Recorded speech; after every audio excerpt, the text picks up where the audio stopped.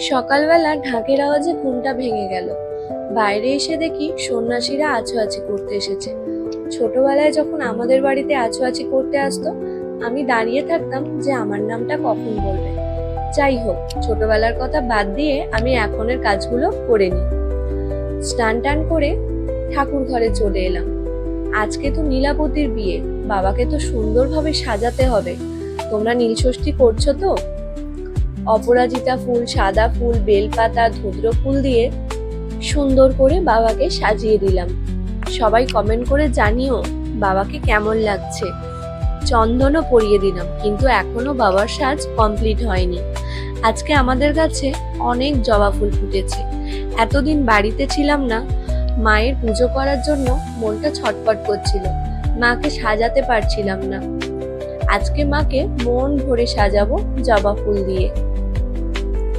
এতই ফুল ফুটেছে যে তোমরা দেখলে অবাক হয়ে যাবে। কত জবা ফুল, সব জবা ফুল আমাদের গাছে।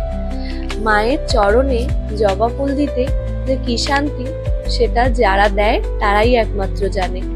এত সুন্দর লাগছে মাকে যে তোমাদেরকে কি বলবো। সামনে পয়লা বৈশাখ, সবাইকে পয়লা বৈশাখের আগাম শুভেচ্ছা জানাই। দেখেছো কত ফুল ফুটেছে? মাগো, তোমার জন্য ফুলের আসন বানিয়েছি, তুমি আনন্দ করে এখানে এসে বসো।